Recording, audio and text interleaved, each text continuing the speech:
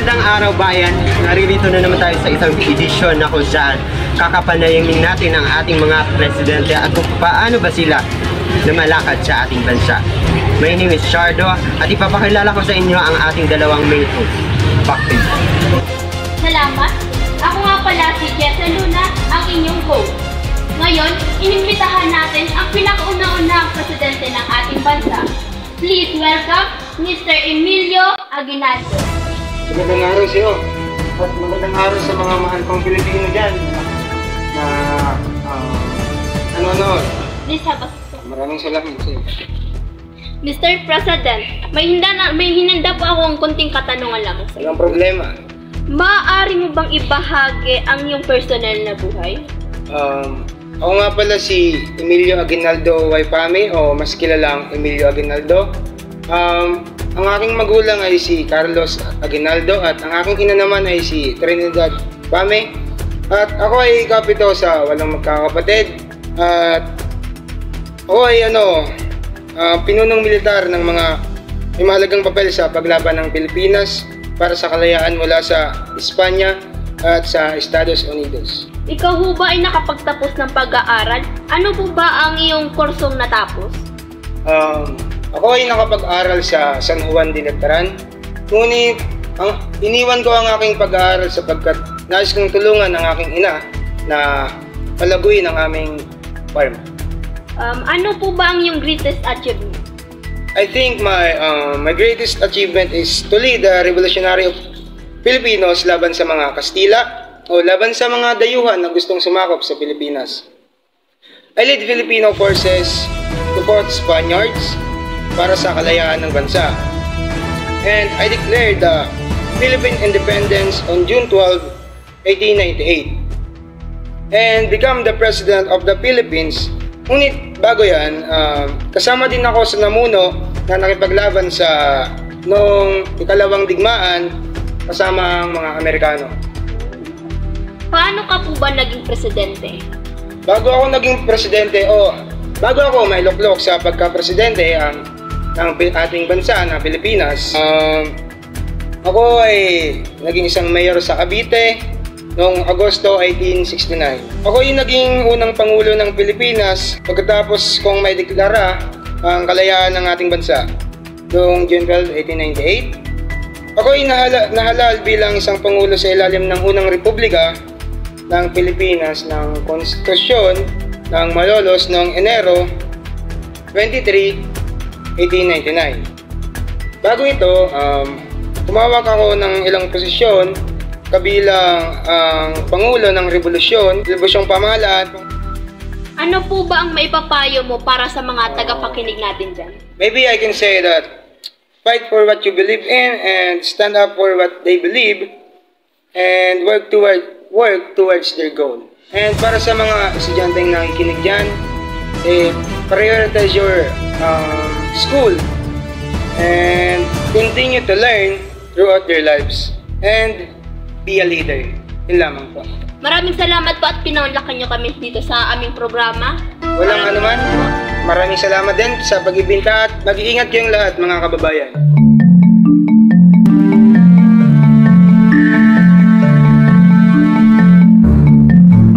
Si Emilio Aguinaldo ay isang Pilipinong general at manghihimagsik na kinikilala bilang unang Pangulo ng Pilipinas na namahala mula 1899 hanggang 1901. Pero sino si Emilio Aguinaldo?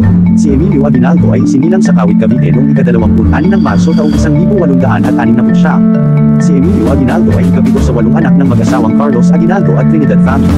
Nag-aral si Aguinaldo sa Colegio de San Juan de Letran, ngunit hindi niya natapos ito dahil sa pagsiklab ng kolera noong 1882. Si Aguinaldo ay naglingkod bilang kabesa de barangay mula 1886 hanggang 1894 sa Binalakayan, Kawit, Cavite sa edad na 17. Noong ika-1 ng Enero taong 1875, nahalal si Aguinaldo bilang punong bayan ng Kawit. Noong Marso taong 1875, si Aguinaldo ay sumapit sa katipunan na itinatag ni Andres Bonifacio, at ang ginamit niyang sagisag na pangalan bilang katipunero ay Magdalo.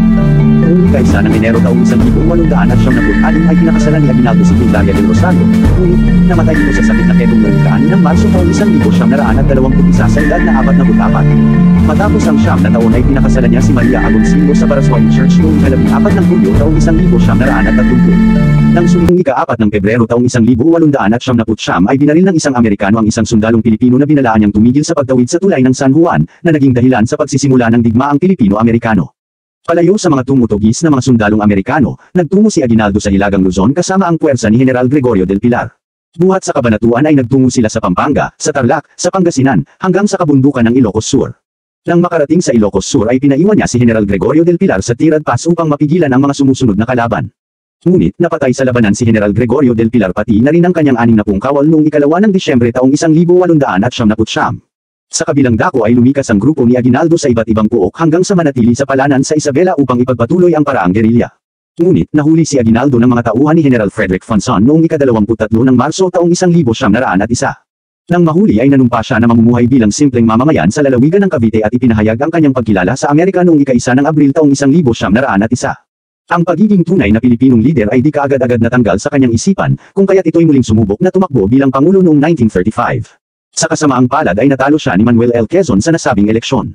Sa edad na 75, si Aguinaldo ay binawian ng buhay sa Veterans Memorial Hospital dahil sa sakit sa puso at katandaan. Ang kanyang mga labi ay inilibing sa kanyang tahanan sa Kawit, Cavite. Kung kayo ay aking tatanungin, anong masasabi ninyo sa talambuhay na ito? Babalik ang bayan pa.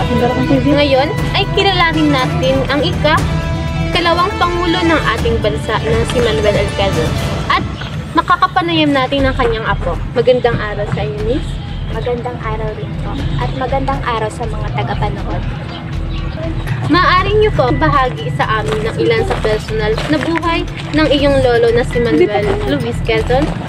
Kung kailan nga ba pinanganak ang ating ikalawang Pangulo ng Pilipinas? Ang aking lolo na si Manuel Luis Quezon Y. Molina, kilala rin siya sa inisyal na MLQ. Siya ay isang Pilipino sundalo, abogado at estadista na itinaguriang bilang ikalawang Pangulo ng Pilipinas, kung saan pinangunahan niya ang Amerikanong Commonwealth mula noong 1935 hanggang 1944. At naging manananggol din siya sa baler at pinanganak naman noong August 19, 1878 sa bayan ng Baler. Ba ay nakapagtapos ng pag-aaral? At saan ito? Nag-aral naman ang aking lolo ng abogasya sa UST. Ngunit pansamantalang natigil ito nang sumiklag ang digmaang Pilipino-Amerikano. Sumanib siya sa kilusang revolusyonaryo at nagsilbi bilang APD camp ni Emilio Aguinaldo mula 1899 hanggang sa nagihag si Aguinaldo ng mga Amerikano sa pagkatapos ng digmaan, tinapos niya ang kursong abogasya sa UST at nakakuha siya ng pang-apat na pwesto sa bar exam noong 1903. Nagtrabaho muna siya bilang isang clerk at surveyor bago naglingkod sa gobyerno bilang piskal ng Mindoro noong ika-19 ng September 1903. At di kalaunan ay naging piskal naman siya ng Tiabas noong March 1904. Sa maikling panahon ng piskal ng Tiabas, naghain siya ng 25 na kasong estafa laban kay Frank J. Perry, isang influential na abogado at manlilimbag na Amerikano bago nagbitaw sa tungkulin noong November 1904 at pumasok sa private practice mula 1904 hanggang 1906. Ano naman po ang napagdaanan ng inyong lolo bago siya naging presidente? Naging manananggol ang aking lolo sa baler noong 1906 at nahalal bilang gobernador ng lalawigan ng Tiabas. Ngunit nagbitaw upang makapangampanya para sa Asamblea ng Pilipinas, kung saan nakamit niya ang pagiging pinuno ng Asamblea mula 1909 hanggang 1916. Nagsilbi siya sa Estados Unidos bilang nanirahang komisyonaryo para sa Pilipinas. Sa panahong ito, naipasa ang Batas Jones Act, nagtatanggal sa komisyon sa Pilipinas ng Estados Unidos Sa panahong ito, naipasa ang Batas Jones Act, nagtatanggol sa komisyon sa Pilipinas ng Estados Unidos at nagbibigay ng mas mataas na antas ng pamahalaan sa mga Pilipino. At dahil dito, itunuring din siya bilang isang bayani nang muli siyang magbalik sa Pilipinas. Bilang isang pangulo, ang inyong lolo, ano naman ba ang mga programang nagawa o pinatupad para sa ating bansa?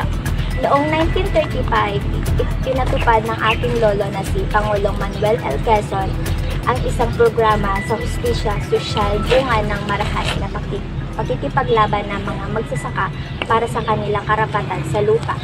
Ngunit, pinanatili lamang nito ang uniral na kaayusang panlipunan.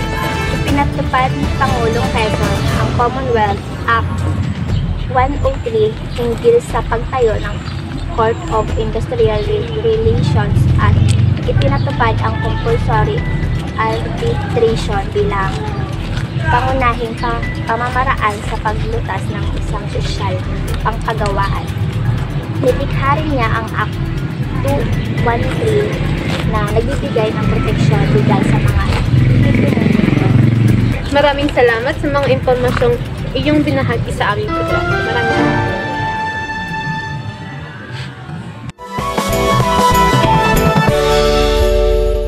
Ama ng wikang pambansa, Pangulong Manuel Luis Quezon. I, Manuel Luis Quezon, hereby solemnly swear that I will faithfully and conscientiously fulfill my duties as President of the Philippines. Naitalagang ikalawang Pangulo ng Bansa noong 15 ng Nobyembre, taong 1935. Bagaman ikalawa, sa kanyang pagkakaupo bilang ama ng bansa, marami ang naitala sa ilalim ng kanyang pangalan bilang una. Sa kauna-unahang halalang pangbansa ay tinalo niya si Pangulong Emilio Aguinaldo. Si Quezon, ang unang Pangulo ng Philippine Commonwealth. Siya rin ang unang presidente ng bansa na nanungkulan ng 2 termino. Bilang Pangulo, kabilang sa kanyang mga nagawa ang mga sumusunod. Nagkaroon ng batas na nagtatakda ng minimum wage para sa mga obrero. Kasabay nito, ang pagkakaaproba ng batas na nagtatakda naman ng 8 oras lamang na pagtatrabaho para sa mga manggagawang Pilipino kada araw.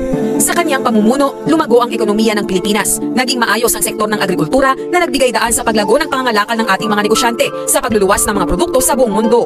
Binigyang prioridad din ni Quezon ang edukasyon. Kaagapay si Rafael Palma, ang dating presidente ng Universidad ng Pilipinas, na itatag ang National Council of Education. Sa pangmaraang ito, nabigyang tugon ang pagdami ng mga pampublikong paaralan sa buong bansa. Bukod sa pagbibigay kahalagahan sa kinabukasan ng mga kabataan, sa Administrasyong Quezon din nagkaroon ng karapatang bumoto ang mga kababaihan. At sa lahat ng mga ginawa ni Pangulong Quezon, ang pagdedeklara sa Tagalog bilang pambansang wika ang tumatak sa kanyang pangalan.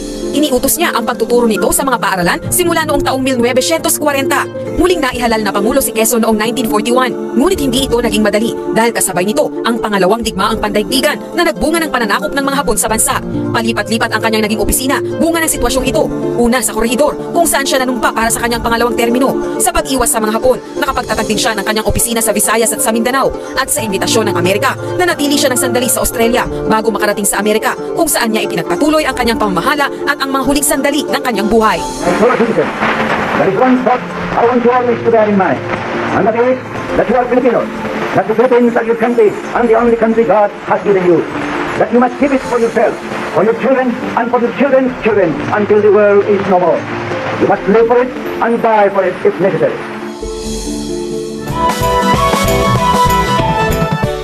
Sa pagbabalik ng ating bayang patron, ipapakilala ko sa inyo ang pamangkin ng ikatlong Pangulo ng ating bansa na si Jose P. Laurel. Magandang umaga po sa inyo lahat. Ako po ang pamangkin ng ikatlong presidente ng Pilipinas na si Jose P. Laurel. Magandang araw sa iyo, Mr. Laurel. Magandang umaga din sa iyo, Jessa. May kunting katanungan lamang ako sa iyo, Mr. Sino ba si Jose P. Laurel? Ang aking uncle na si Jose P. Laurel ay isang Pilipinong politiko, abogado at mula noong 1643 hanggang 1945. Mula noong administrasyon niya sa Pangulong Diosdado Macapagal 1961 hanggang 1965. Ang aking uncle na si Jose P. Laurel ay opisyal na kinilala ng mga sumusunod na administrasyon bilang dating Pangulo ng Pilipinas, pinanganak sa Tanawan, Batangas, March 19, 1891 namatay naman siya noong November 6, 1959 sa edad na 68. Ano ang mga kanyang nagawa bilang isang presidente ng ating Pilipinas? Noong 1934, naging membro siya ng Philippines Constitution o Convention. Dito siya ay pinakamahusay na natandaan bilang sponsor at may akda ng Bill of Right na kalaunan naman ay sinama sa Constitution ng Pilipinas nang maitatag ang pamahalaang Commonwealth si Dr. Laurel sa ilalim nito bilang isang miyembro ng Korte Suprema. Totoo ba ang teorya na nakasulat War Memories na nakipagtulungan siya sa mga Hapon? Ito din, teorya lang din. Pero maaaring totoo, maaaring din hindi. Kasi may banta kasi sa kanyang buhay dahil para mapilitan siya na makipagtulungan sa mga Hapon. Ayun lang din. Paano nagwakas ang buhay ng dating presidente na si Jose P. Laurel? Noong hapon ng November 5, 1959, na-stroke siya, na-atake. At noong November 6, 1959, sa alauna din ay ng umaga, namatay siya sa ospital ng Our Lady of Lourdes sa Manila dahil sa matinding atake sa puso at pagdurugo ng kanyang hemo. At yun lamang po, Mr. Laurel. Salamat po sa pagpapaunlak sa aming programa. Salamat din po, Mr.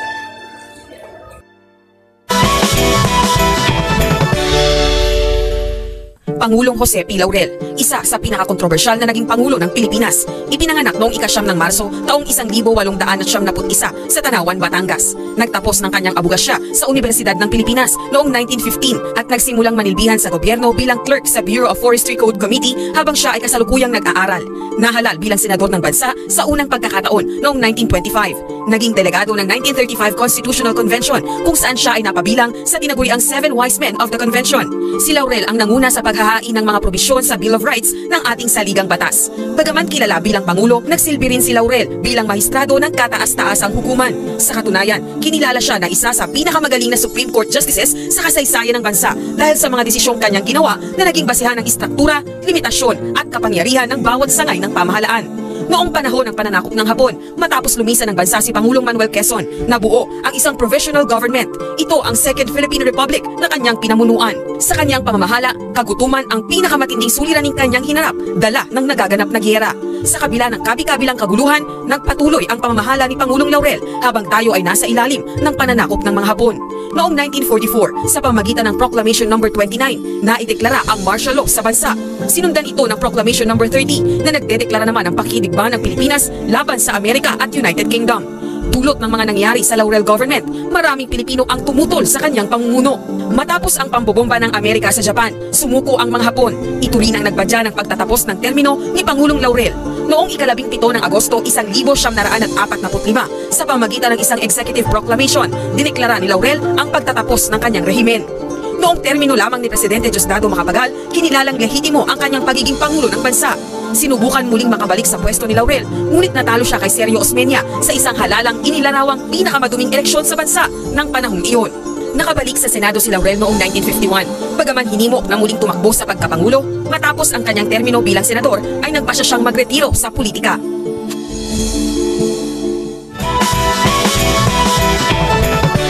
Ngayon, dumangot tayo sa ika-4 na Pangulo. Narito ngayon ang pamangkin ng dating presidenteng si Sergio Osmeña na si Karen Osmeña. Magandang araw, Miss Karen Osmeña. Magandang araw, Miss Jessa. Maraming salamat sa mga tagapakinig ng Bayan Patron. Sino nga ba si Sergio Osmeña? Ang aking tito na si Sergio Osmeña ay ipinanganak noong Setyembre 9, 1878 sa lungsod ng Cebu City. Ika-4 na Pangulo ng ating bansang Pilipinas. Paano nagsimula ang buhay ng dating presidenteng Sergio Osmeña? Nagsimula ang buhay ni tito na si Sergio Osmeña. Siya ay nanguna sa mga nagtapos ng primarya sa aming paaralan. Nag-aral ng sekundarya sa seminaryo ng San Carlos sa Cebu. Nagtungo sa Maynila at nag-aral sa San Juan de Letran kung saan ay nakilala si Manuel L. Quezon. Ano ang mga naging katungkulan niya dito sa ating bansa? Ang mga naging katungkulan ni Tito na si Sergio Osmeña, siya ay naging senador mula 1923 hanggang 1935 at tinanghal siyang Senate President pro tempore noong 1923 hanggang 1933. Naging kasapi siya ng misyong Osrox, isa sa mga misyong ipinadala sa Estados Unidos para ikampanya ang kasarinlan ng Pilipinas. Ano ang mga nagawa niya sa ating bansa? Ang mga nagawa ni Tito na si Sergio Osmeña ay muling itinatag ang Commonwealth Government. Muling naisaayos ang mga sangay ng gobyerno. Napanumbalik ang papel ng legislatura sa gobyerno. Naisatupad ang rehabilitasyon ng Philippine National Bank. Naging kaanib ang bansa sa pagbuo ng United Nations Charter. Naging miyembro ang bansa ng International Monetary Fund at International Bank of Reconstruction Development. At siya rin ang gumawa ng batas ng Belt Trade Act na nagbibigay permiso sa mga Pilipino na mag-angkad ng product sa Estados Unidos nang walang kinakailangang bayarang goods. At kung hindi nyo rin po naitatanong Miss Jessa, si Tito na si Sergio Osmeña ay siya rin ang kauna-unahang Pangulo ng Pilipinas na nagmula sa Visayas. Sa edad na 65, si Pangulong Osmeña ang pinakamatandang naging presidente ng ating bansa. Sa pagkakatalaga niya sa posisyon at muling pagkatatag ng Commonwealth Government, unang binigyang tuon ni Sergio Osmeña ang pagbangon ng Pilipinas mula sa sinapit nitong pagkasira dahil sa kilawang digmaang pandaigdig. At siya rin ang nagsaayos ng mga sangay ng gobyerno. Binuo niya ang kanyang gabinete at binuhay ang kapangyarihan ng kataas-taasang hukuman. Maraming salamat, Miss Karen Osmeña. Maraming salamat din, Miss Jess, at sa ating mga tagapakinig ng Bayan Patrol.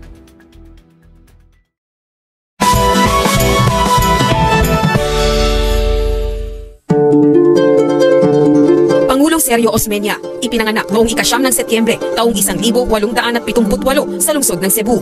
Siya ang kauna-unahang Pangulo ng Pilipinas na nagmula sa Visayas. Sa edad na 65, si Pangulong Osmeña ang pinakamatandang naging presidente ng bansa. Sa pagkakatalaga niya sa posisyon at muling pagkakatatag ng Commonwealth Government, unang binigyang tuon ni Osmeña ang pagbangon ng Pilipinas mula sa sinapit nitong pagkasira sa ikalawang digmaang pandaigdig. Muli rin niyang isinaayos ang mga sangay ng gobyerno, binuo niya ang kanyang gabinete at binuhay ang kapangyarihan ng kataas-taasang hukuman. Muli rin niyang pinanumbalik ang papel ng lehislatura sa pamahalaan kung saan naihalal si Manuel Rojas bilang Senate President at si Jose Zulueta naman bilang House Speaker.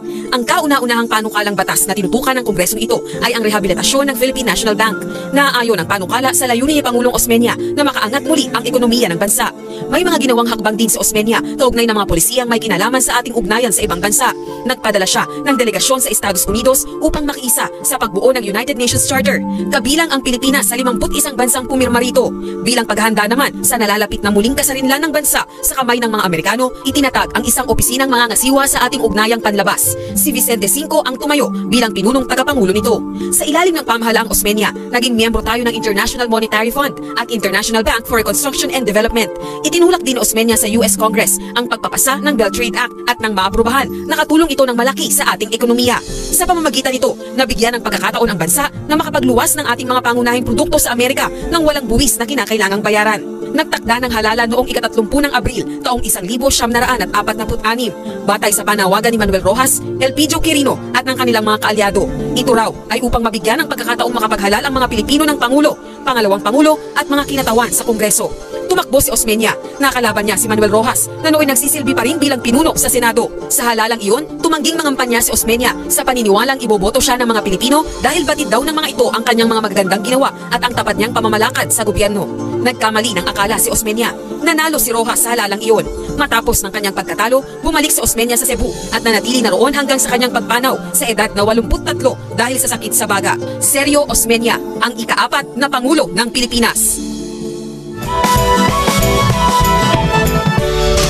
Sa pagpapatuloy ng ating programang Bayan Patrol, ngayon inimbitahan natin ang apo ng ika-5 naging presidente ng ating bansa na si President Manuel Rojas. Magandang umaga sa inyo, magandang umaga Ms. Jess. Ako nga pala si Noel Rojas, ang apo ng ating naging ika-5 Pangulo ng ating Pilipinas. Mr. Noel Rojas, may kunting katanungan lamang po ako sa inyo. Ano po ba ang pagkakilanlan ni Manuel Roxas? Isinilong si Roxas noong January 1, 1892 sa lungsod na pinangalan sa kanya nang siya ay namatay, ang lalawigang Capiz na ngayon ay kilala bilang lalawigang Roxas. Sina Geraldo Roxas at Rosario Acuña ang kanyang mga magulang. Nagtapos siya ng abogasya sa Universidad ng Pilipinas o University of the Philippines noong 1912 at naging top-notcher sa... Kailan ba si Roxas nagsimula sa pagpupolitika? Sinimulan ni Lolo ang kanyang pampupolitika noong 1917 bilang kasapi ng konsehong pangmunisipyo ng Capiz na ngayong lungsod ng Roxas. Siya ay nahalal ng gobernador ng Capiz mula 1917 hanggang 1921. Noong 1922, si Lolo ay nahalal sa kapulungan ng mga kinatawan ng Pilipinas at nanungkulan bilang speaker ng kapulungan ng mga kinatawan sa loob ng 12 taon. Siya ay naging kasapi ng Philippines Council of State noong 1923. Si Lolo at ang Pangulo ng Senado na si Manuel L. Quezon ay nagbitiw sa Council of State nang simulang ibito ni Governor General ng Lehislatura ng Pilipinas. Ano ang mga sumunod na nangyari matapos mapalaya ng mga Amerikano ang Pilipinas sa pananakop ng mga Hapones? Pagkatapos mapalaya ng mga Amerikano ang Pilipinas mula sa pananakop ng mga Hapones, ang Commonwealth ng Pilipinas ay binalik sa Pilipinas noong February 27, 1945, kung saan Pangulo si Sergio Osmeña. Nanalo si Lolo sa halalan ng pagkapangulo noong April 23, 1946 na may 54% ng kabuang boto laban kina Sergio Osmeña ng Partido Nacionalista. Si Lolo ay tumakbo sa ilalim ng Partido Liberal sa kanyang itinatag pagkatapos sumiwalay sa Partido Nacionalista. Si Lolo ay nagsilbing Pangulo ng Commonwealth ng Pilipinas mula Mayo 28, 1946 hanggang Hulyo 4, 1946 nang makamit ng Pilipinas ang kalayaan mula Estados Unidos. Noong Hunyo 24, 1946, si Lolo ay humarap sa Kongreso sa Estados Unidos upang hikumin ang pagpasa ng dalawang batas na ipinasa ng Kongreso ng Estados Unidos noong April 30, 1946, ang Batas Tidings-McDuffie at ang Bill Trade. Kailan at ano ang kinamatay ng iyong lolo na si Manuel Roxas? Si Lolo ay namatay noong April 15, 1948 sa atake sa puso sa tahanan ni Major General E.L. Yobang sa Clark Field, Angeles City, Pampanga. Pagkatapos manalumpati sa sandataang pamahimpapawid ng Estados Unidos, dahil hindi pa tapos ang termino ni Lolo, siya ay inalinhan ng pangalawang Pangulong si Elpidio Quirino. At yun lamang po, at salamat sa pagpaunlak sa aming programang ito. Salamat, Miss Jessa. Salamat, Pilipinas.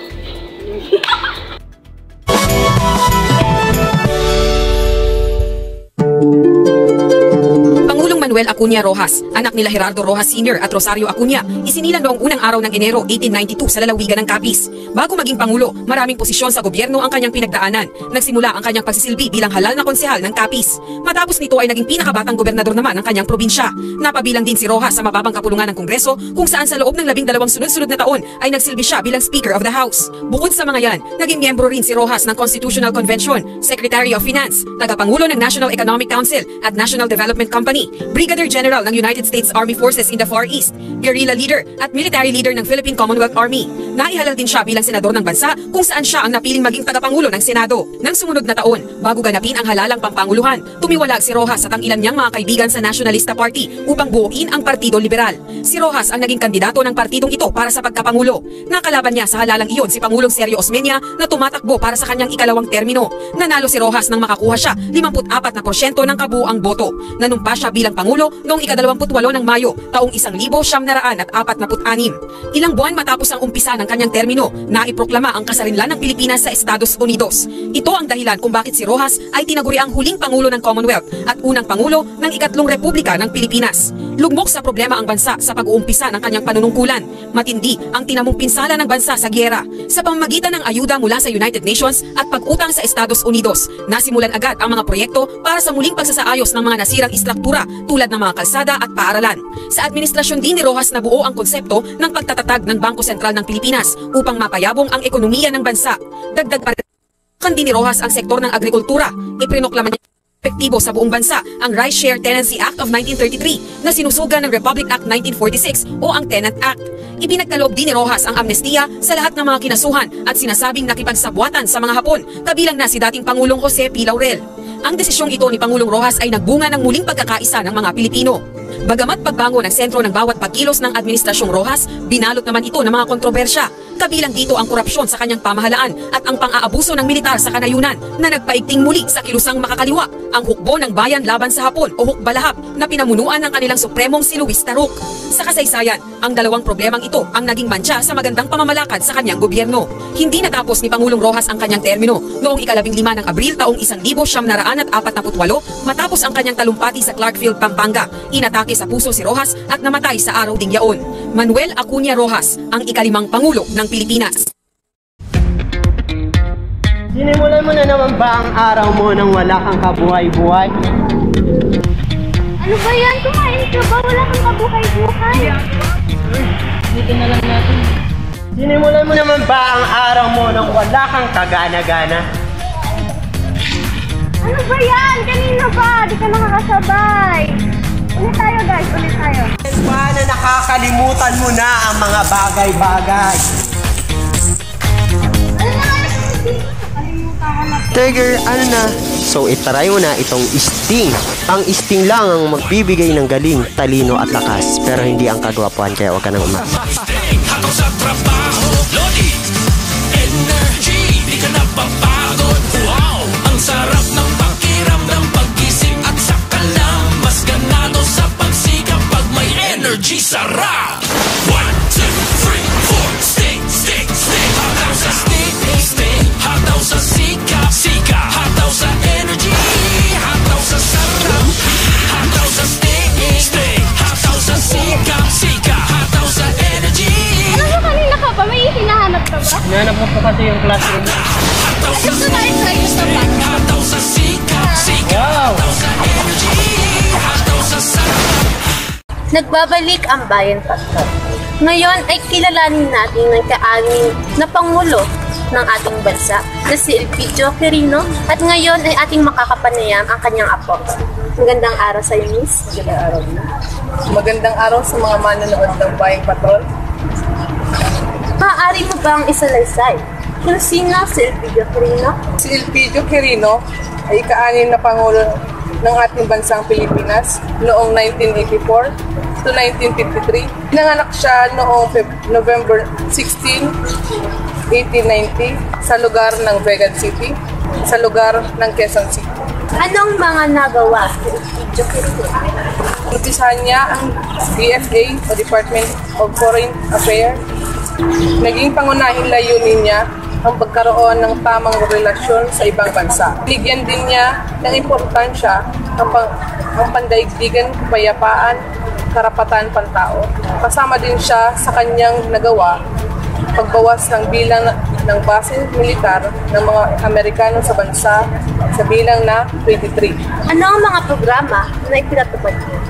Bilang dito, ang insurance para sa walang trabaho, pagkatanda, aksidente, pansanan, kalusugan, pangina at pagpapahiginhawa. Maraming salamat sa iyong mga ibinahagi tungkol kay Elpidio. Maraming salamat. Maraming salamat sa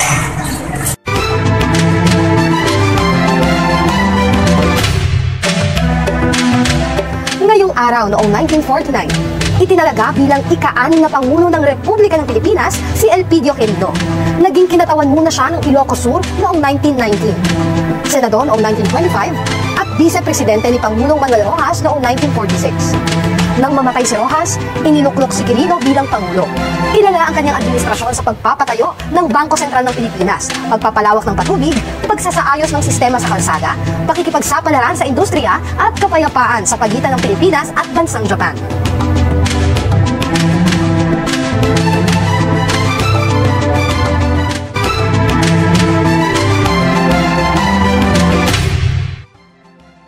Pagpapatuloy ng ating programang Bayang Patrol, narito ngayon ang ika-7 naging presidente ng ating bansa na si Ramon Magsaysay.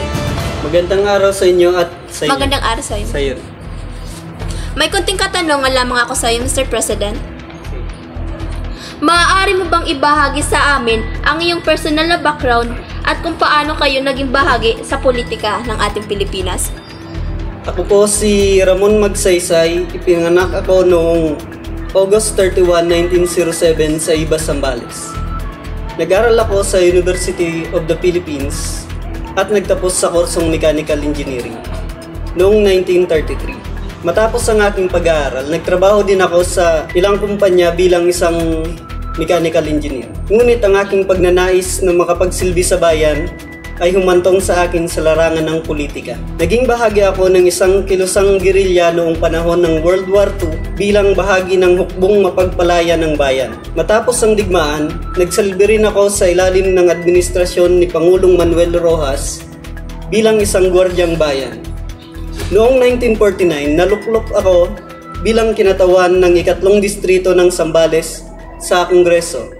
Habang nasa Kongreso, aking pinagtibay ang aking paninindigan sa malasakit at paglilingkod sa ating mga mamamayan. Sa tulong at suporta ng mga Pilipino, ako ay nahalal bilang Pangulo ng Pilipinas noong 1953. Ano ang pangunahing karanasan at nagawang tagumpay na nagbigay daan sa iyong pagkakaherang bilang Pangulo ng Pilipinas? Bilang Pangulo ng Pilipinas, isinulong ko ang mga reforma at programa upang bigyan lakas ang mga mahihirap at nasa laylayan ng lipunan. Nanguna ako sa laban sa korupsyon ng pamahalaan at itinatag ang Integrity Board upang mabawasan ang mga kaso ng korupsyon. Isa sa aking pinakamahalagang tagumpay ay ang pagpapatupad ng Magsaysay Rural Reconstruction Program. Sa pamamagitan ng programang ito, aking tinugunan ang mga pangangailangan ng mga magsasaka at nasa laylayan ng lipunan. Sa pamamagitan ng agraryong reforma, pagsuporta sa mga kooperatiba at pagpapaunlad ng infrastruktura sa mga rural na lugar. Nagkaroon din ako ng malasakit sa pagpapalakas ng ating sandatahang lakas at pulisya. Aking ipinatupad ang mga reforma upang mapabuti ang kanilang kakayahan, pagsasanay at modernisasyon ng kagamitan.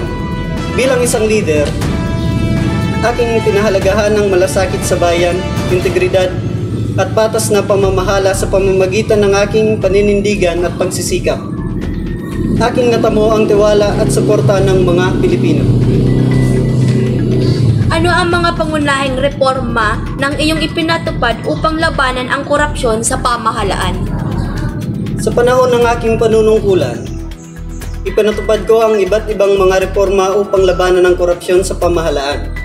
Itinatag ko ang Integrity Board upang imbestigahan ang mga kaso ng korupsyon sa mga opisina ng gobyerno.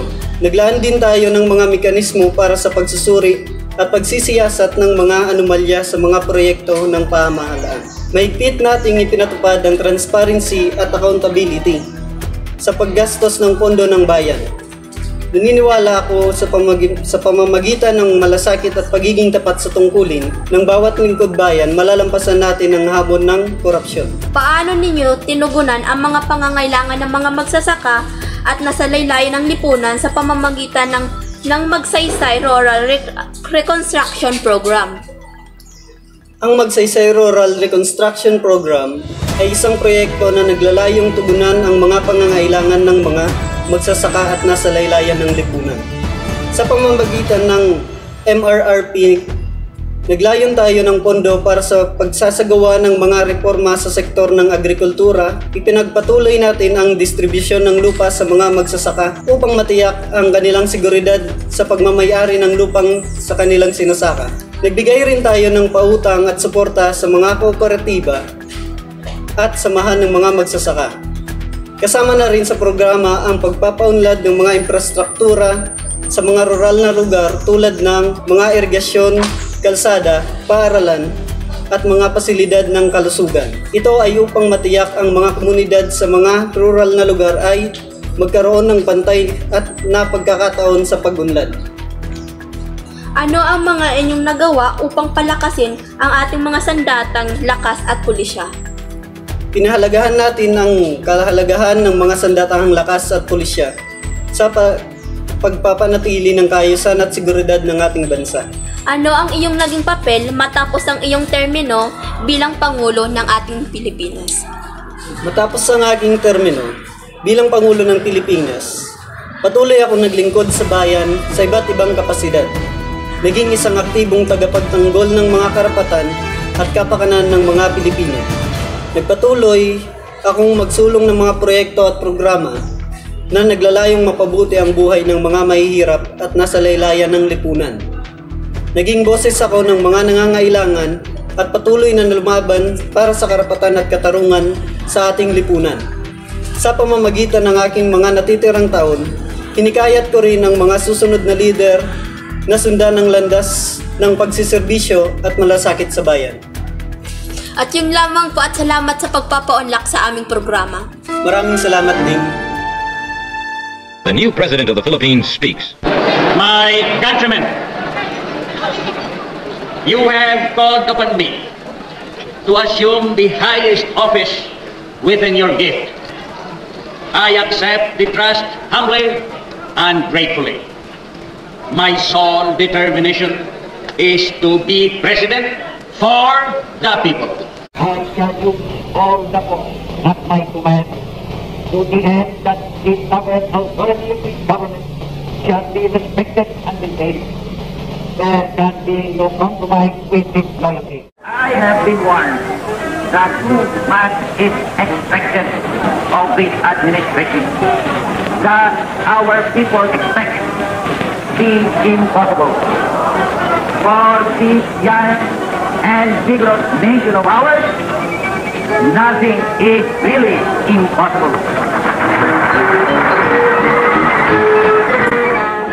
Our people, sustained by God, under whose protection we have placed our destiny and happiness, and is strengthened by an abiding faith in His goodness and mercy. Our people, united and free, shall shape a future worthy of our noble heritage if we but act together, act wisely, act with courage, and act unselfishly in a spirit of patriotic dedication. I thank you. Thus, a new era is inaugurated in the Philippines by Ramon Magsaysay that promises bright hopes for our young republic. A new era whose success depends on everybody, for the job of building a nation is the job of all. Nagbabalik ang Bayan Patrol. Ngayon ay kilalanin natin ang ikawalong Pangulo ng ating bansa na si Carlo S. Garcia. At narito, si Linda Garcia. Magandang araw, Miss. Maaari mo bang isalaysay kung sino si Carlos Garcia bago siya maging Pangulo? Ang aking ama na si Carlos Garcia ay isang Pilipinong makata at politiko at ang ikawalong Pangulo ng Republika ng Pilipinas noong March 18, 1957 to December 30, 1961. Naging pangalawang Pangulo at miyembro ng gabinete ni Ramon Magsaysay si Garcia na numpa siya bilang Pangulo ng mamatay si Magsaysay. Kilala rin si Garcia sa kanyang pagpapatupad ng patakarang Pilipino muna. Iniwan niya ang pagsasanay ng abogasya at naging guro ng high school. Kailan siya nagsimula sa politika? Nagsimula ang aking ama sa politika. Una niyang pinasok ang politika noong 1926 bilang kaanib sa kapulungan ng mga kinatawan at naglingkod hanggang 1932. Naging gobernador siya ng Bohol. Nagsilbi si Garcia bilang gobernador ng Bohol mula 1932 hanggang 1941. Nagsimula din siya sa Senado at nahalal siya sa Senado ng Pilipinas noong 1941, ngunit hindi nakapaglingkod dahil sa pananakop ng mga Hapones noong Disyembre 1941. Ipinagpatuloy niya ang paglilingkod bilang senador nang mapalaya ang Pilipinas sa pananakop ng mga Hapones. Kailan siya naging ikawalong Pangulo? Nagwagi siya sa halalang pagpanguluhan noong November 1957 upang makuha ang pagkapanalo sa 1957 halalan. Pinili niya si Diosdado Macapagal mula sa opozisyong Partido Liberal na maging kasamang tatakbo bilang pangalawang Pangulo. Bilang Pangulo, nagpanatili siya ng isang striktong programa ng paghihigpit upang maalis ang korupsyon. Sinikap niyang pigilan ang yumayabong na itim na pamilya at sinikap na pasiglahin ang ekonomiya. Ang paglago ng ekonomiya ng Pilipinas ay nasa 4.54%. Kanyang ipinatupad ang patakarang Pilipino mo upang wakasan ang pananait ng mga dayuhan sa ekonomiya ng Pilipinas. Ang lahat ng mga investor na dayuhan ng karamihan ay mga Amerikano ay nilimitahan sa kaunti sa 51% interes sa mga kumpanyang domestiko.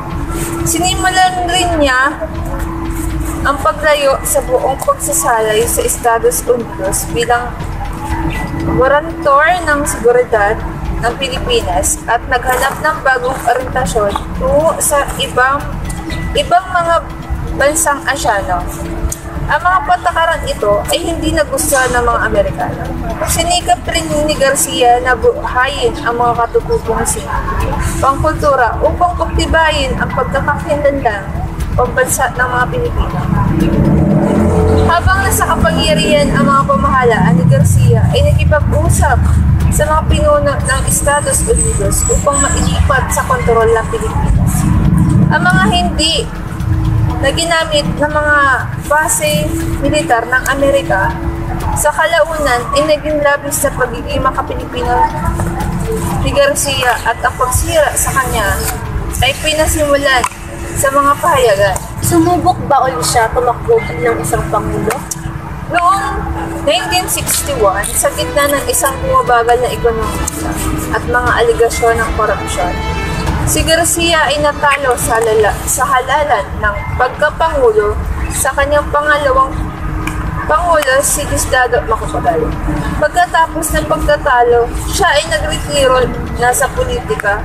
Ngunit noong 1971 ay hinikayat siya ni Ferdinand Marcos na mamuno sa isang bagong kompensyong konstitusyonal na nilikha ng saligang batas ng Pilipinas.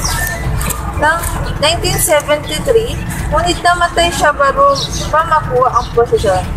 Bukod sa kanyang nagawa bilang makabansang politiko, si Garcia ay kilala rin sa Makata sa kanyang dialektong Boholano. Namatay siya sa atake sa puso noong June 14, 1975, dead na 74.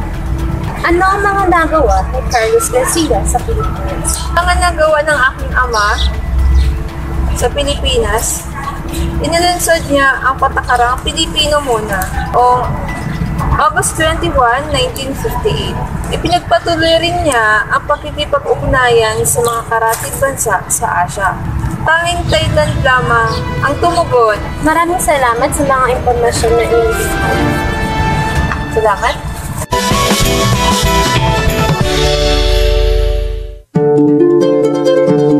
Pangulong Carlos Garcia. Matapos masawi ni Pangulong Ramon Magsaysay dulot ng pagbagsak ng sinasakyan niyang eroplano, pinanumpa ang kanyang vice-presidenteng si Carlos Garcia upang punuan ang nabakanteng posisyon. Ipinanganak sa Talibon, Bohol noong Nobyembre 4, 1896 si Pangulong Garcia. Isang guro, abogado, manunula at ekonomista si Garcia bago pa man pumalaot sa mundo ng politika. Bilang presidente ng bansa, naging tatak ng Administrasyong Garcia ang kanyang Filipino First Policy. Sa polisiyang ito, sinigurado ng kanyang gobyerno na mabibigyan ng higit na pabor sa aspeto ng oportunidad na makapagpalago ng negosyo ang mga mamumuhunang Pilipino kumpara sa mga banyagang mangangalakal. Nilabanan din ni Pangulong Garcia ang komunismo sa bansa noong siya nasa pwesto. Sa bisa ng Republic Act No. 1700, ipinagbawal ang pagsapi sa revolusyonaryong organisasyon na sumusuporta sa komunismo. Sa kanyang administrasyon, pinaiksi rin ang pagpaparenta ng mga base ng Amerikano sa bansa ng hanggang 25 taon na lamang mula sa orihinal na 79 na taon. Sa kabila ng mga naiambag ni Pangulong Garcia sa bansa, hindi siya pinalad na manalo para sa kanyang pangalawang termino sa pagkapangulo. Tinalo siya sa halalan ng kanyang vice-presidente noon na si Diosdado Macapagal. Matapos na hindi pala rin sa halalan, bumalik si Garcia sa Tagbilaran upang ipagpatuloy ang kanyang pribadong pamumuhay. Namatay siya noong 14 ng Hunyo taong 1971 dahil sa atake sa puso sa edad na 74. Sa kasalukuyan, ang kanyang mga labi ay nakahimlay sa libingan ng mga bayani. Si Garcia ang unang pangulo ng bansang inilibing doon. Carlos Polistico Garcia, ang ika-8 Pangulo ng Pilipinas.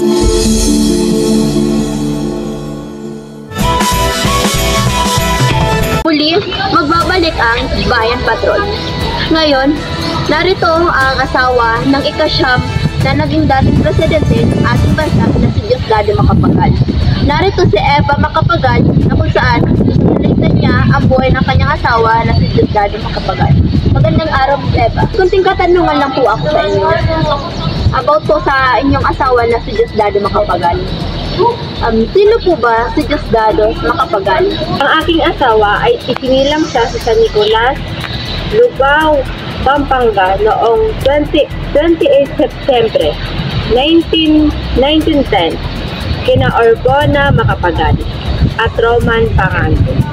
Tumira siya sa isang tahanan at pumailalim sa pangalaga ni Don Honorio Bindura hanggang magtapos ng pagkadoktor sa mga batas mula sa pamantasan ng Santo Tomas noong 1936 at pumasok sa pelikula.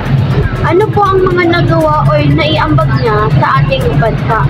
Ang naiambag ng aking asawa na may taas ang antas ng pamumuhay ng bansa sa pamagitan ng pagtataas ng sahod ng mga manggagawa, paglulunsad ng programang reforma sa lupa.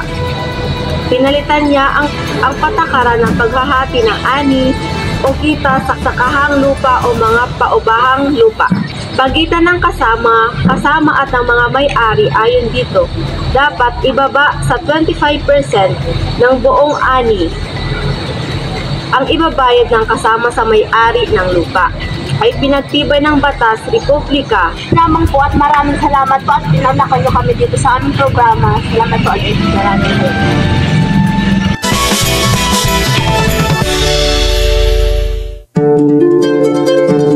Pangulong Diosdado Macapagal. Mula sa isang mahirap na pamilya sa probinsya ng Pampanga, nakilala si Pangulong Diosdado Macapagal bilang the poor boy from Lubao. Bitbit ang kanyang pangakong bibigyan ng tuldok ang korupsyon sa bansa. Tinalo niya ang nooy kasalukuyang Pangulo na si Carlos Garcia sa halalan nang may malaking agwat sa bilang ng botong natanggap. Kabilang sa mga ginawa ni Macapagal ang pagsasagawa ng batas upang maisaayos ang sektor ng agrikultura. Una narito ang pagsasabatas ng Agricultural Land Reform o Republic Act No. 3844 na nagbukas ng oportunidad na magkaroon ng sariling lupang sakahan ang mga maliliit na magsasaka sa bansa. Sa naturang batas, nabigyan din ng karapatang bumuo ng samahan ang mga nagtatrabaho sa sektor ng agrikultura, bukod pa sa kasiguruhang makatatanggap sila ng sahod na naaayon sa minimum wage law. Hindi rin naman kinalimutan ng Pangulong Macapagal ang kanyang pangako na bigyang solusyon ang problema sa korupsyon. Upang pasiglahin ang ekonomiya, ibinukas ng kanyang administrasyon ang merkado sa mga pribadong mangangalakal. At bilang kontribusyon ng gobyerno sa pag-alalay sa mga ito, naging aktibo ang pamahalaan sa pagpapagawa ng mga infrastruktura tulad ng mga kalsada, puerto at paliparan. Gumawa rin ng mga polisiya si Macapagal na makaeengganyo sa mas marami pang mamumuhunan. At ang pinaka-importante sa lahat, tumayo ang gobyerno bilang tagapag-endorso ng mga aktibidad na magbibigay daan upang ang mga negosyong nangangailangan sa malaking kapital ay mapasimulan sa bansa. Kabilang sa mga ito ang negosyong may kinalaman sa paggawa ng mga bakal, abono at turismo. Ilan pa sa makasaysayang kontribusyon ni Pangulong Macapagal ang pagtatatag ng Philippine Veterans Bank, ang paglilipat ng paggunita ng ating araw ng kasarinlan mula ika-4 ng Hulyo sa ika-12 ng Hunyo. Sa termino ni Macapagal, pinalakas ang aksyon ng bansa sa International Tribunal kaugnay sa karapatan na muling mapasakamay sa Pilipinas ang North Borneo o kilala na ngayon bilang Sabah. Noong 1965, muling tumakbo sa pagkapangulo si Diosdado Macapagal para sa kanyang pangalawang termino.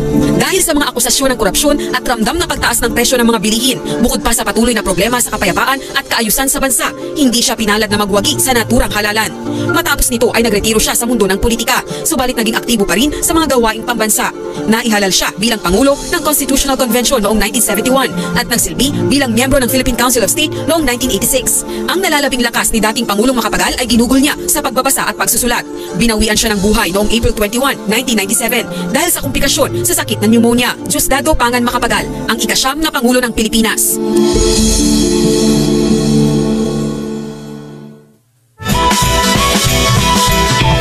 Muli, nagbabalik ang Bayan Patrol. Ngayon, inimbitahan natin ang anak na si Corazon Aquino. Ngayon, nandito si Tita Aquino upang isalaysay ang buhay ng kanyang ina na si Corazon Aquino. Magandang araw, Miss Tita Aquino. Good morning, everyone. Ano po ba ang naiambag ni Corazon Aquino sa ating bansa? Yes, before I answer that question, ipapakilala ko muna ang aking Maria Corazon Aquino, are known as Cory Aquino. She was the first president of the Republic of the Philippines, and she was the 11th president. Yes. She served from February 25 to 1986 to 1992, and the 30th day of June. And she was born on January 25, 1933, and sadly died on August 1, 2009. So let's back to the question. Ano naiambag ng ating mother sa ating bansa? So, isa sa mga naiambag ng aking mama is sa kasaysayan ng pagkatatag ng dalawang saligang batas sa kanyang termino ng pagkapangulo ay ang lubusang na ibalik ang demokrasya sa bansa. Palitan niya ang saligang batas ng 1973. Ipinalit niya ang saligang batas ng 1986 o mas kilala bilang the Freedom Constitution.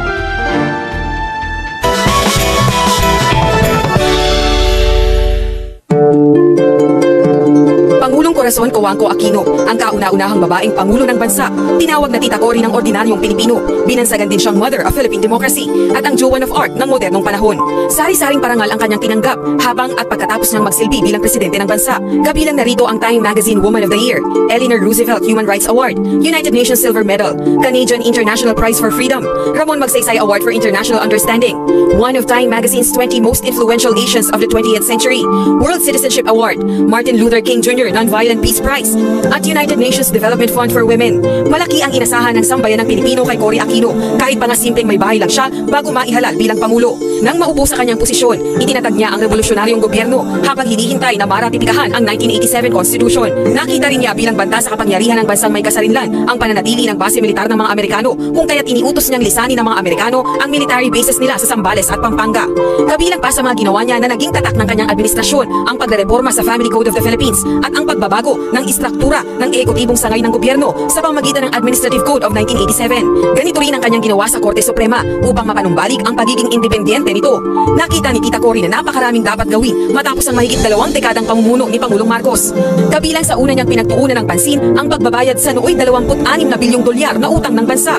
Bagamat hindi ito naging isang popular na desisyon, para kay Aquino, ang pagbabayad ng mga utang na ito ang pagpapanumbalik ng magandang reputasyon ng Pilipinas sa mga mamumuhunan sa buong mundo. Sa kanyang pamumuno, binuwag ang mga kartel at monopolya, ibinukas din ang merkado sa mga nais magnegosyo, at upang mapunuan ang lumobong kakulangan sa pondo ng bansa, isinapribado ang ilang korporasyon na pag-aari ng gobyerno. Naging pamana ng Administrasyong Aquino ang mga proyekto kaugnay ng sektor ng agraryo. Noong 1998, sa suporta na rin ni Tita Cory, ipinasa ng Kongreso ang Republic Act No. 6657 o ang Comprehensive Agrarian Reform Law na nagbibigay daan sa pamahagi ng mga lupaing agrikultura sa mga tenant farmers mula sa mga may-ari nito. Hindi naging madali ang 6 na taong panunungkulan ni Pangulong Cory Aquino. Sa kabila ng mga positibong naiambag ng kanyang administrasyon sa bansa, hindi maikakaila na ang electric power shortage ang isang negatibong aspeto ng kanyang pamumuno na hindi nalilimutan ng ilan nating mga kababayan. Maraming negosyo kasi ang lubhang naapektuhan nito. Bukod pa riyan, ilang beses din nagkaroon ng pagtatangkang agawin sa kanya ang pagkapangulo sa pamamaraan ng kudeta. Nagkaroon din ng matitinding kalamidad dulot ng mga bagyo, lindol at ng pagsabog ng bulkang Pinatubo. Sa pagtatapos ng kanyang termino, may mga humimo kay Aquino na muling tumakbo sa pagkapangulo. Subalit tinanggihan na niya ito at nag-endorso na lamang ng kanyang kandidato. Matapos na bumaba sa kanyang pwesto, naging abala si Cory sa pagpipinta at pagdalo sa mga pagpupulong sa ibang bansa. Noong March 24, 2008, inanunsyo ng kanyang pamilya na ang dating Pangulo ay may sakit na colorectal cancer. Unang araw ng Agosto 2009, binawian ng buhay si dating Pangulong Cory Aquino sa edad na 76. Ang paghahatid sa kanyang huling hantungan ang isa sa pinakadinagsang libing sa kasaysayan ng bansa na nagpapakita lamang na sa kabila ng kanyang pagkamatay, buhay pa rin ang Cory Magic. Corazon Cojuangco Aquino, ang ika-11 Pangulo ng Pilipinas.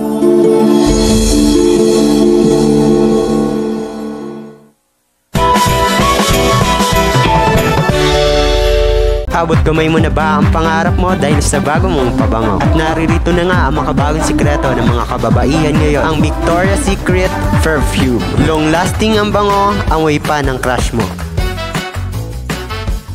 Hindi mo na kailangan magpapansin dahil ikaw ang mapapansin. Parang napansin ka ng crush mo? Talaga ba? Only Victoria's Secret Perfume, ang sekretong ikaw lang ang nakakaalam. Ngayon, inimbitahan natin ang ika-13 naging Pangulo ng ating bansa na si Joseph Estrada. Magandang araw, Mr. President. Magandang araw. Ngayon, alamin natin ang buhay ng nating presidente na si Joseph Estrada. Sino nga ba si Joseph Estrada? Wala sa lahat. Ako si Joseph Isito Estrada.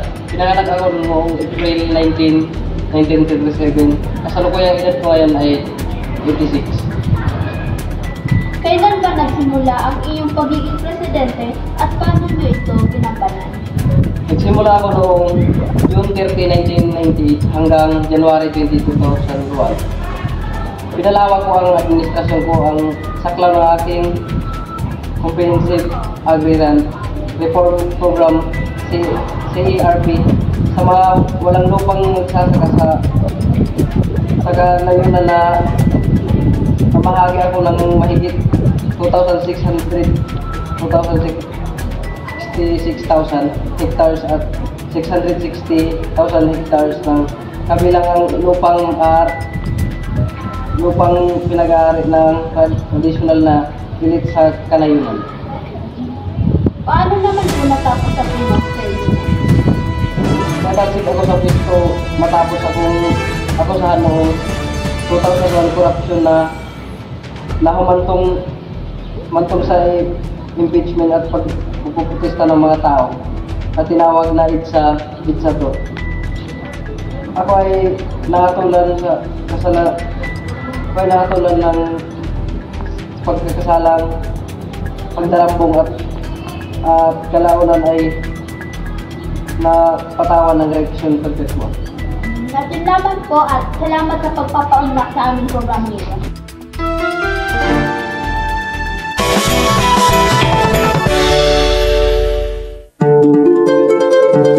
Pangulong Joseph Ejercito Estrada, kilala rin sa katawagang ERAP. Subalit ang kanyang tunay na pangalan ay Jose Marcelo Ejercito, anak ni Emilio Ejercito at Maria Marcelo. Si Pangulong Estrada ang kauna-unahang presidente ng bansa na nagmula sa industriya ng pelikula.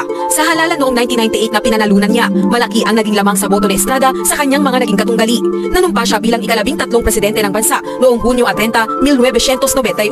Maigsi ang naging termino ni ERAP na nagsimula sa kalagitnaan ng Asian Financial Crisis at pagharap sa mga problema sa sektor ng agrikultura na umusbong dulot ng mga kalamidad na dinanas ng bansa. Bumagsak ang ekonomiya sa unang taon ng kanyang panunungkulan. Bumulusok sa negative 0.6% ang economic growth ng bansa noon na nakabawi naman sa mga susunod na taon ng kanyang pamumuno. Natandaan ng mga Pilipino ang Administrasyong Estrada sa pagdedeklara niya ng all-out war laban sa grupong Moro Islamic Liberation Front o MILF. Matapos ang 3 buwan ng idineklarang giyera laban sa naturang grupo, ay muling napasa kamay ng militar ang Camp Abu Bakar na nagsisilbing headquarters ng MILF. Ang 13 malaking kampo at 43 maliliit pang kampo ng noong kinikilala bilang isang teroristang grupo. Hindi pa man nangangalahati ang termino ni Estrada, kabi-kabilang kontrobersya ang kanyang kinaharap. Humantong ito sa paghahain ng impeachment complaint laban sa popular na Pangulo. Kinabibilangan ng pagbubulsa ng daang-daang milyong piso mula sa iligal na sugal na weteng at muling paggastos ng pondo ng bayan ang mga inakusa sa kanya. Nagtagumpay ang panig na laban kay Pangulong ERAP na maiharap siya sa isang impeachment court. Sa kauna-unahang pagkakataon, naging saksi ang buong sambayan ng Pilipino sa pagdinig sa kaso laban sa isang punong ehekutibo. Sa kasagsagan ng pagdinig ng kaso laban kay Estrada, isang insidente ang nagsilbing mingas sa mitya na nagpaliyab sa damdamin ng mga Pilipino. Ang naging boto ng mga hukom sa impeachment trial na pumigil na mabuksan ang ikalawang envelope na naglalaman ng mga ebidensya laban kay Estrada. Sa pagpapatuloy ng ating Bayang Patrol, ipapakilala ko sa inyo ang ika-14 ng Pangulo ng ating bansa na si Miss Gloria Macapagal Arroyo. Magandang araw, Miss Gloria Macapagal Arroyo. Magandang araw, Miss Jessa. Apaka-blooming mo naman ngayon, Miss Gloria Macapagal Arroyo. Salamat, no? Maaari mo bang isalaysay sa amin ang iyong tunay na buhay? Ako ay pinanganak bilang Maria Gloria Macaraig Macapagal at ako ay kalawang babaeng Pangulo ng bansa at anak ng dating Pangulong si Diosdado Macapagal. Ako ay kasapi ng mga kapulungan ng mga kinatawan ng Pilipinas mula sa kalawang distrito ng Pampanga. Kasalukuyang edad ay 76. Ako ay kasali sa Partidong Pampolitika Lakas Kampi CMD. Ang aking asawa ay si Jose Miguel Arroyo. Ang aking mga anak ay sina Mikey Arroyo, Evangeline Lourdes Arroyo at Dato Arroyo.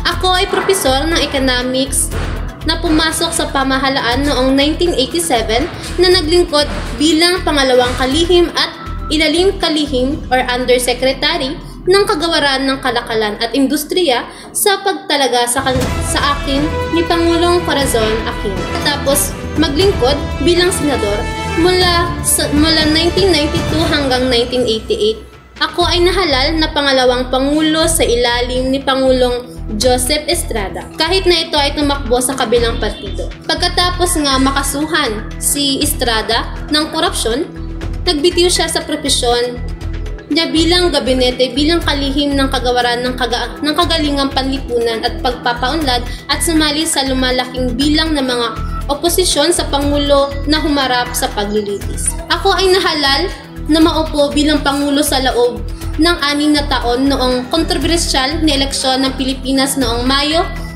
2004 at nanumpa noong Hunyo 30 at 2004. Ang aking, kung hindi nyo na itatanong, aking buong pangalan ay Maria Gloria Macaraig Macapagal Arroyo. At pangalan ng lungsod na pinangalan sa akin ay Gloria Oriental Mindoro. At ako ay profesor nga sa economics. Ang aking ina ay si Evangeline Macaraig Macapagal. Ano po ang mga programang naitala nyo dito sa ating bansa? Ang aking mga naging programa ay isa na nga dito ang National Health Insurance Program, Out of School Youth, Electronic Procurement System or EPS, Ahon Programa, Ahon Bayan at Ahon Bata at Ahon Pamilya, Kalahi Program o Kapit Bisig Laban sa Kahirapan. Salamat po sa pagpapaunlak sa aming programa. Maraming salamat rin, Miss Jessica.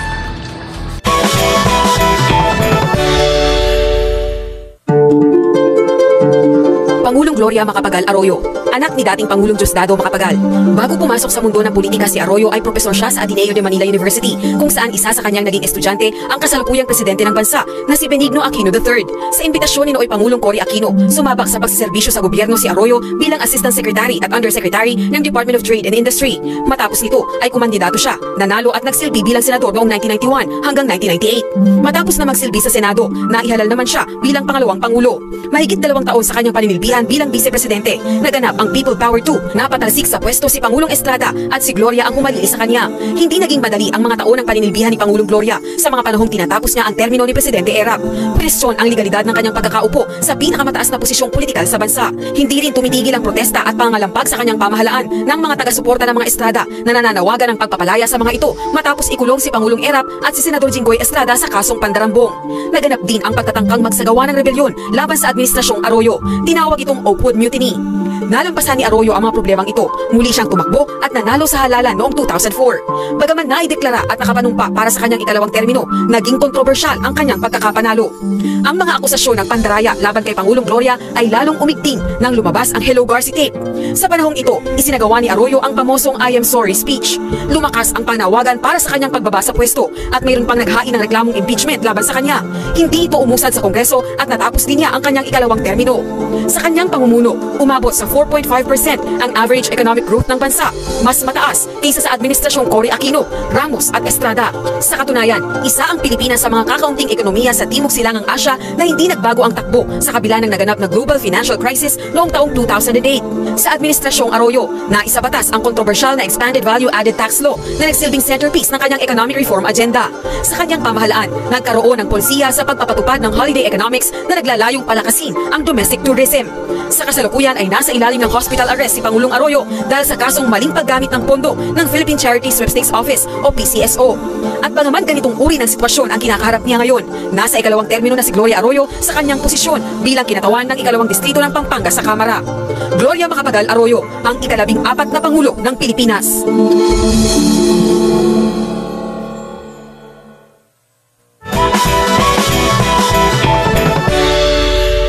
Muli, nagbabalik ang Bayan Patrol. Narito ngayon ang ika-15 naging presidente ng ating bansa na si Benigno Nonoy Aquino III. Magandang araw, Mr. President. Magandang araw din. May kunting katanungan lang po ako sa inyo. Sige po. Ano po ba ang pagkakilanlan ni Benigno Nonoy Aquino III? Si Benigno Nonoy Simeon Coangco Aquino III ay isinilang noong February 8, 1960 sa Manila. Siya ay ang Pangulo at ang tanging lalaki sa 5 supling nina Benigno Aquino Jr. na basic gobernador ng Tarlac noon at Corazon Aquino. Ang kauna-unahang babaeng naging presidente ng Pilipinas. Siya ay may 4 na kapatid na babae sina Maria Elena Balsi Aquino Cruz, Aurora Corazon, Pinky Aquino Abiliada, Venturesa Elisa Bel, Aquino D. at Cristina Bernadette Aquino Yap Chris. Ano po ba ang background ng edukasyon ni Ninoy? Nagtapos ako ng elementary at sekundarya sa Ateneo de Manila University. Ano po ba ang kwento sa likod ng pagkapangulo ni Ninoy Aquino III? Ako ay katabi ng Liberal Party na siyang bandera ng oposisyon at nagsilbi bilang kinatawan ng 2nd District ng Tarlac. Ano ba ang kwento sa likod ng pagkapangulo ni Ninoy Aquino III? Pagkatapos ng kamatayan ng aking ina na si Corazon Aquino, kaya din ako na tumakbo sa halalan ng pagkapangulo. Bago nito, noong 16 Nobyembre 2008, inalala ako ng Partido Liberal si Mar Rojas bilang Pangulo ng Partido at standard bearer ng partido para sa halalan ng pagkapangulo sa darating na 2010. At yun lamang po at salamat at pinanlakan po niyo kami sa aming programang Bayan Patrol. Sa muli po, salamat. Salamat.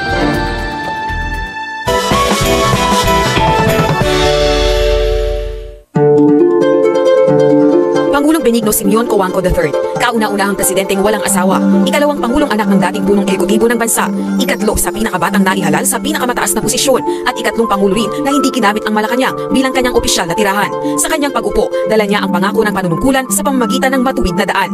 Nagbigay ito ng bagong pag-asa at pagpapanumbalik ng tiwala sa pamahalaan, hindi lamang ng mga Pilipino, kundi ng mga banyaga. Sa ilalim ng kanyang pamamahala, lumago ang ekonomiya ng bansa. Masiglang iniuulat ito ng Pangulo sa kanyang mga isinagawang State of the Nation Address o SONA, katulad na lamang ng pagdami ng mamumuhunan sa iba't ibang sektor na nagbibigay ng serbisyo sa taong bayan. Ayon sa datos ng gobyerno, bumaba ang bilang ng walang trabaho at mga nagugutom. Tumaas ang bilang na bibigyan ng tulong pampinansyal sa pamamagitan ng Conditional Cash Transfer Program at pangkalusugan sa ilalim ng pinalawak na programa ng Philippine Health Insurance Corporation o PhilHealth. Bukod pa riyan, sa kabila ng hindi pagsasakatuparan ng minimiting rice self-sufficiency, malaki naman ang itinaas ng ani ng palay sa bansa sa mga proyektong isinagawa ng kagawaran ng agrikultura. Naniniwala rin ang Administrasyong Noynoy Aquino na maitataas ang antas ng edukasyon sa bansa sa pagpapatupad ng K-12 program. At kung susuriin, matapos ang Marcos regime, sa pamahalaan ni Pangulong Aquino lang nakita ang bunga ng AFP Modernization Program.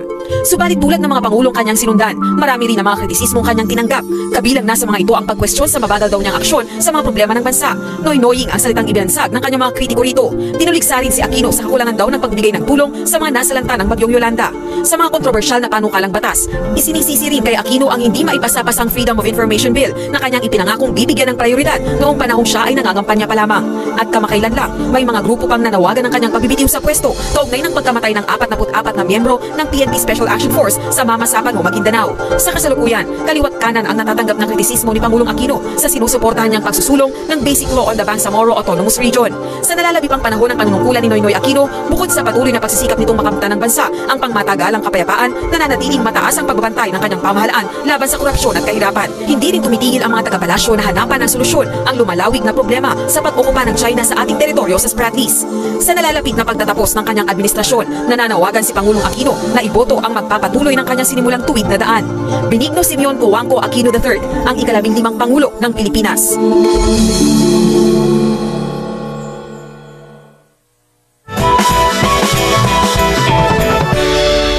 Babalik ang Bayan Patrol. Ngayon ay kilalanin natin ang ika-16 na Pangulo ng ating bansa na si Rodrigo Duterte. At ngayon ay makakapanayam natin ang kanyang anak na si Kitty Duterte. Magandang araw. Magandang araw sa iyo. At magandang araw din sa ating manonood ng Bayan Patrol. Maaari mo bang isalaysay kung sino ang ating ika-16 na Pangulo ng ating bansa? Ang aking ama na si Rodrigo Roa Duterte o mas kilala bilang Digong o Rodi ay pinanganak noong March 28, 1945. Is a Filipino lawyer and politician who served as the 16th President of the Republic of the Philippines. Simula noong 2016 hanggang 2022. Isa rin po siyang chairperson of PDP Laban, the ruling political party in the Philippines during his presidency. Ano ang kanyang mga nagawa? Simula noong maupo ang aking ama na si Rodrigo Roa Duterte bilang presidente ng taong 2016, marami na ang nagbago doon na. Simula nang maupo ang ating Pangulong Rodrigo Roa Duterte bilang presidente taong 2016, marami na ang nagbago sa takbo ng buhay ng ating mga mamayan. May pagmamalaki ng aking ama ay ang tax reform program na bumuhay sa ating ekonomiya mula noong 2016 hanggang 2019, kung saan naging maunlad ang ekonomiya ng Pilipinas at isa sa itinanghal na fast-growing economies sa Asia bago ang pandemya. Gayon din ang naipasang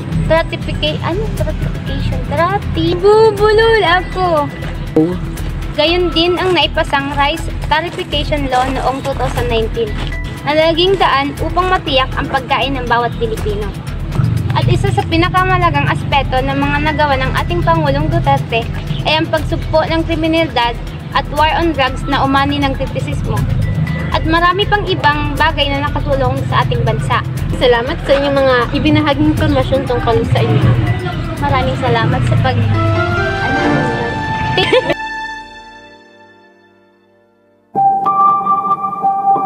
I am Rodrigo Duterte. I love the Philippines. It is the land of my birth. It is the home of my people. I am no bigot, but I've always been a hardliner against crime. My character is my identity in this planet. Ang kasalukuyang presidente ng bansa ay si Bongbong Marcos Jr. na ika-17th President of the Philippines. Ferdinand R. Marcos Jr. has dedicated his life to serving the Filipino people for over 2 decades. His long and faithful service has been one characterized by his genuine care for the welfare of his constituents and a firm determination to elevate the quality of life of every Filipino. Early life. Ferdinand R. Marcos Jr., commonly referred to as Bongbong and by the initials BBM, was born on the 30th September 1957 in the town of Batac, Ilocos Norte. He attended LaSalle Green Hills Elementary School in 1964 and completed his secondary education at Worth School in West Sussex, England, 1974. He earned a special diploma in social studies from Oxford University in 1978. Bongbong subsequently enrolled at the Wharton School of Business for a Master of Business Administration, which was eventually cut short due to him being elected in 1980 as Vice Governor of his home province, Ilocos Norte. Family. Bongbong is the only son and namesake of the late former President Ferdinand E. Marcos Jr. and former First Lady Imelda Romualdez Marcos. He has 3 sisters, Aimee, Irene, and Aimee. In 1993, Bongbong married Luisa Eliza Cacho Araneta. They are blessed with 3 children, which is Ferdinand Alexander or Sandro, Joseph Simon, and William Vincent Arvini. Governor 1983 to 1986, 1998 to 2007, service record. Ever present and dominant throughout Bongbong's upbringing was the idea of public service. Bongbong, having already established himself as a strong advocate for the responsible and sustainable use of natural resources and alternative or renewable source of energy. Field House Bill number 8617 on the establishment of a National Institute for Clean Energy Research. The bill aimed to provide Filipino scientists and engineers an environment that would support further training, research, and development of indigenous technologies that use renewable source of power. Senator, 2010 to 2016.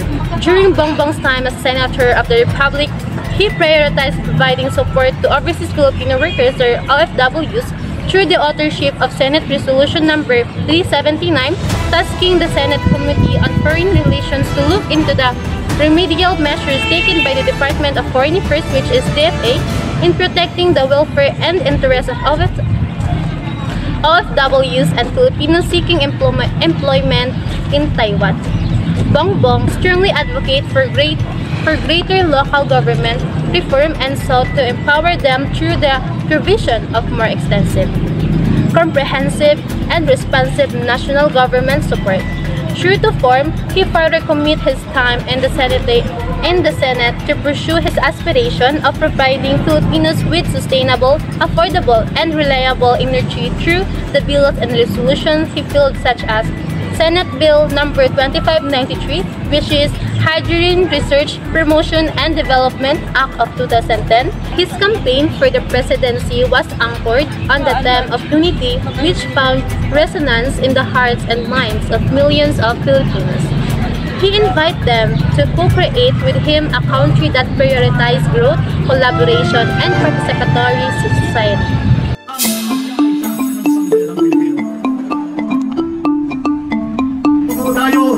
Wala pa po tayong napasyahan ng mga kandidato na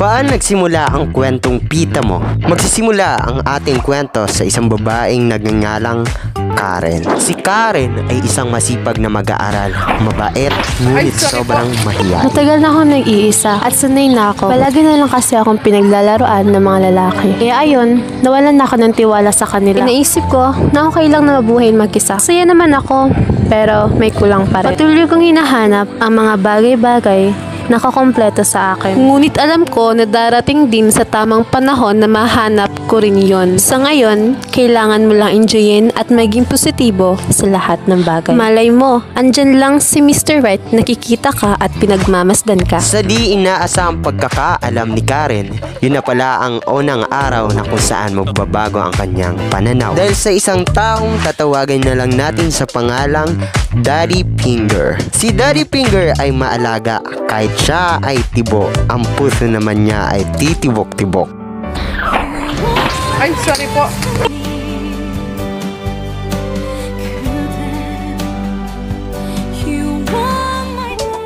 Ikaw kaya, ano ba ang kwentong Pita Mo? Sa Pita, hindi ka nag-iisa. May kasama ka. Pero di ka pinapansin. Pita,